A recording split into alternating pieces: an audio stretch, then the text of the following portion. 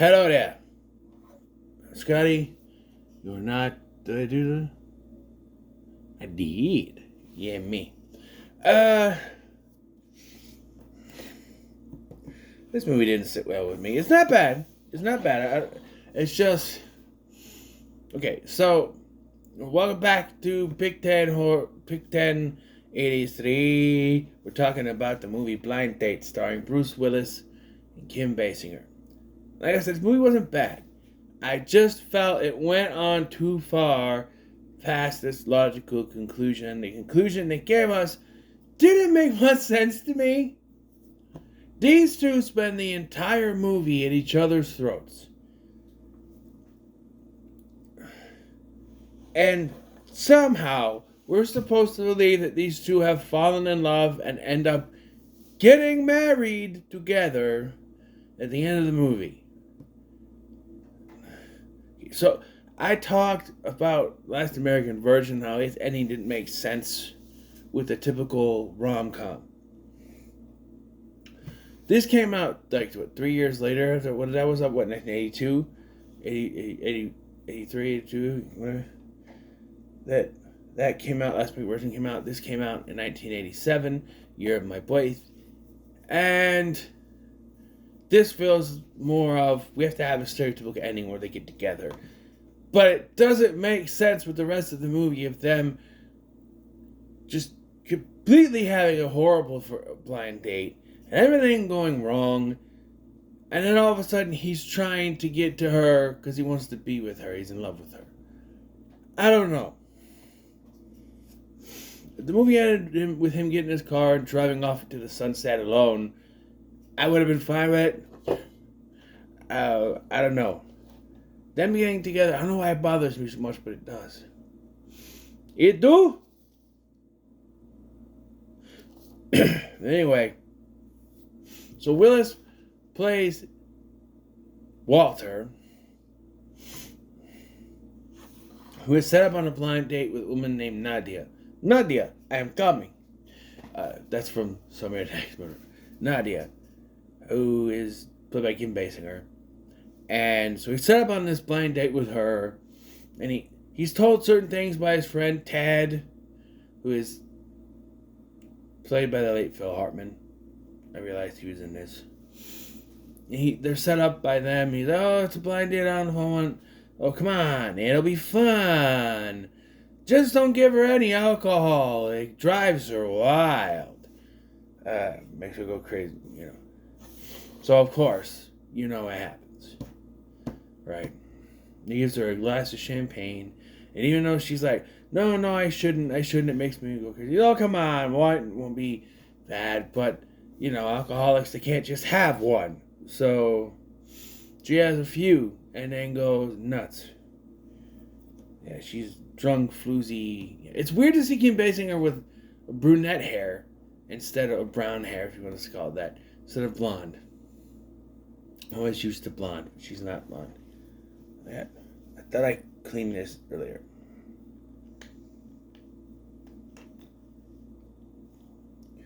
I'm on.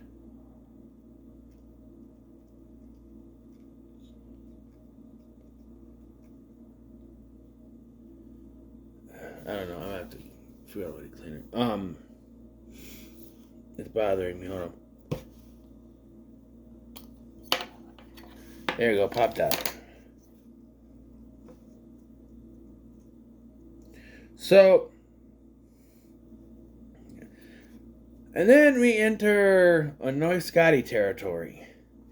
Because they do the cliche thing. So we find out that she has an ex-boyfriend named David, played by John Larroquette. And let me tell you something. I do not believe for 1 second that John Larroquette was supposed to believe that Kim Basinger dated John Larroquette. I mean, she was with Alec Baldwin. This was 90s, 80s, 90s. Alec Baldwin before he got a little bit chubby. So, John Larroquette, I don't know. I just don't know. But, I digress. How does that look? Better. Alright. Do the other side later. But, Yeah, and they do the cliche thing where he's no matter where they go or what they do, he catches up to them and comes after them. It makes no sense. Much like in what of the other movie I did. Which one was it? Wasn't Zapped? Wasn't that one? There was one of the movies that I did for this very series that had someone kept showing up. The bad guys kept showing up. No matter where they went. And it annoyed me.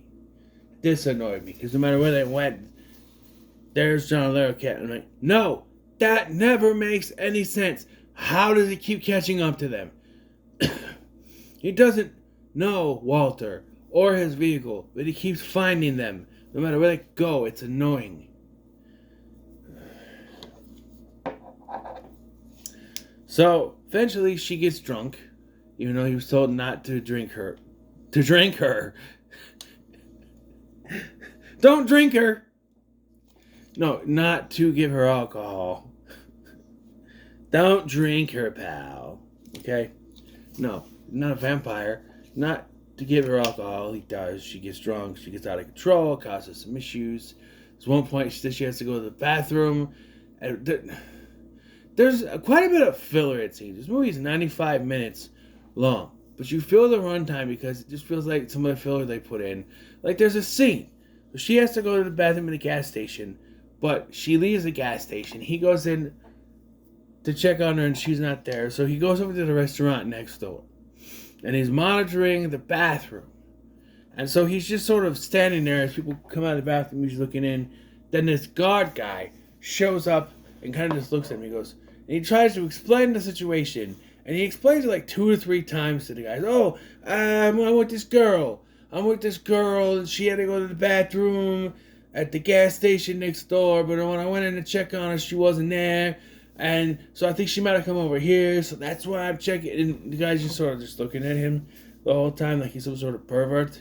I'm not the pervert. I just want to double Mendel. It's a different movie with Phil Hartman. But then she just shows up and like, well, let's dance. And yeah. Then it gets to a point where the roles are reversed because she gets sober and he, by this point, is at his wit's end and he gets smashed and he starts freaking out and causing problems, which has him end up in jail. Like at one point, he takes her home and her house is taken away. I think that was David that did that. I don't know, but like he ends up in jail and she pays for his bail. So here's the logical conclusion. This is where I think it should have ended. So he goes and he thanks her for it or whatever, and is like, okay, you did it, you did your good deed, you did it, and then I'm done. And he should just drive off. He has no job because she got him fired for convincing his boss's Japanese, it's not his boss, but the Japanese guy that they are doing business with. It's a very kind of, I don't know if this is how it actually works, maybe it worked back then, but like, I guess, according to this movie, the Japanese have very subservient wives, and Kim Basinger basically talks the wife into stop being subservient, and that causes a whole bunch of problems, and Bruce Willis ends up getting fired, or Walter ends up getting fired. And that causes him to go down the rabbit hole. And yeah, so he's fired, he doesn't have a job, the whole thing. But yeah, he should just drive off. He should be like, I'm never having a blind date again. And drive off. Movie ends. But no, because we have the subplot. So to get him out of jail, right? She pays the bail, but to get him out of jail, she has to go and talk to David, who conveniently is a lawyer. This is not night court. John Larroquette's not a lawyer. Apparently he is. So she talks him into helping Walter get off, like go free. And he's like, she's like, I'll do this for you. Not good enough. Marry me. And I'm like, what? He's like, marry me, and I'll let him go.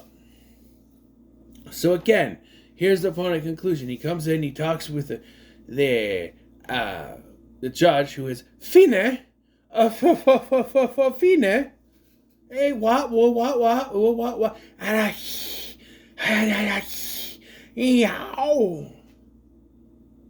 man, let's go. Yes, Mr. Feeney, William Daniels, Bill Daniels, whatever you want to call him, is the judge. I want to see the judge. He's David's father. And because he doesn't like his son, he decides to let Walter go. I guess that's what I got from Wikipedia, trying to understand what happened. But, yeah. So I'm like, there, he says his goodbyes. This is where he should drive off. That was the worst blind date I ever had. Credits, right? No. Because all of a sudden he decides, I'm in love with this woman. When? When was there any indication that these two should end up getting together?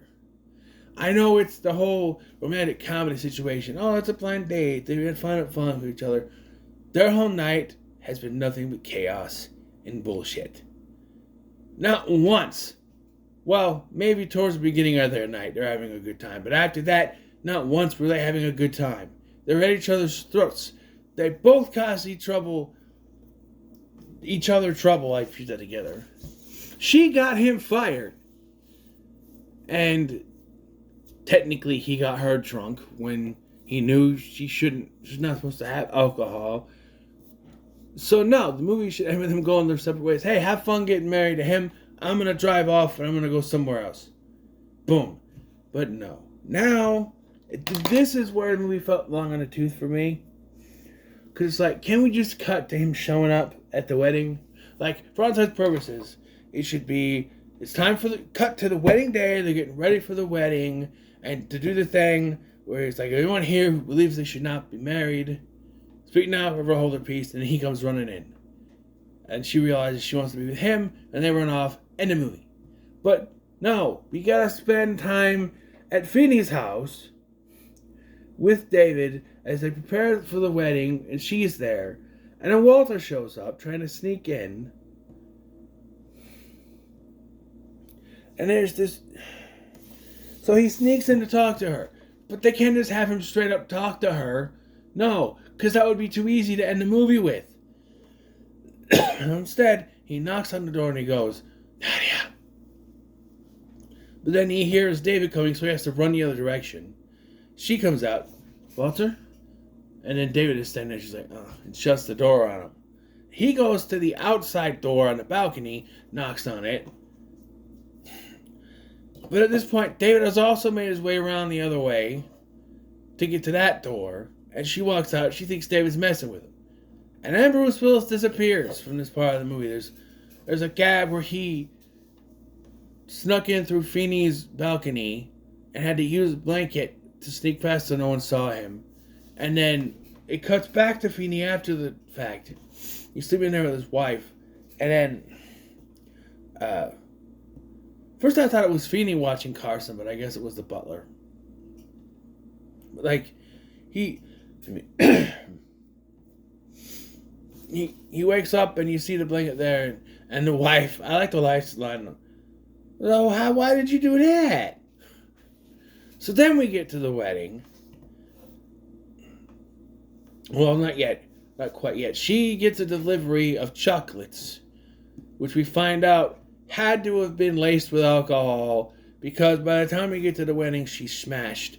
And it turns out that Ted and his wife are there. Apparently they are in on it, or at least Ted is, because he's like, she ate them all. So they must both be in on it, I guess. Because I guess she's Ted's wife's sister, so make him her his sister-in-law. I don't know, but yeah, she's smashed, and she starts making a big deal about how she doesn't want to marry him because all they do is make a deal. It wasn't a thing. And the priest falls in the pool, because let's just have the whole ceremony right in front of the pool, because that makes sense. Then they're like, okay, Phoenix like, okay, let's do a vote. All right. Those of you who believe that Nadia and David should not be married, say aye. And then Bruce Willis shows up, hey! And they both jump in the pool and swim to each other, and yeah. And I'm like, okay, that was cool. And so I'm in here making lunch at the time, or cleaning up after lunch, excuse me. And I'm hearing the music play, okay, credits. And I see they're on the beach, and I'm like, what happened? I rewound it. They got married? No, that makes no sense to me. Why would... I get romantic comedy stuff, sure. They fall in love, whatever. But like, romantic comedies usually take place over a few days to a week. This is literally overnight, maybe a couple days. Maybe even. And they're in love enough to get married. I do like the joke that they have a nice chilled bottle of Coca-Cola and not alcohol. I like that joke. But he's playing the guitar because he mentioned he used to be a musician and gave it up for his job, so now I guess he's going back to music since he got fired. That could be another thing, you know.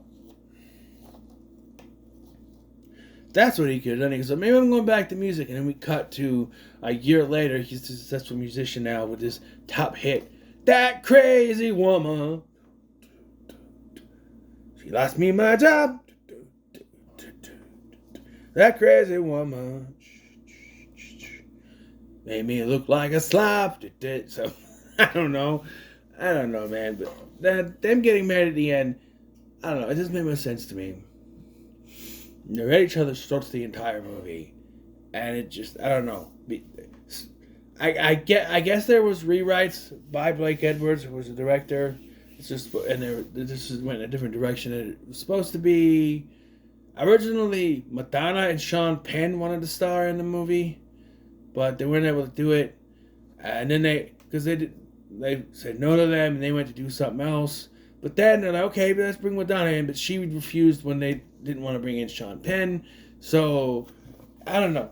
I'll give it a middle of the road because it's a fun movie to watch, but I don't know. It just feels like they wrote. Someone was like, we have to have the cliche ending where they get together. We have to have that ending where they get together because that's what these movies do. This is one where I would have been fine if they didn't get together. But yeah. So we got... And then, on towards the end of the video, so, you only got 2 left. So I'm just going to take a stab at it instead of rolling. We're just going to pick this one.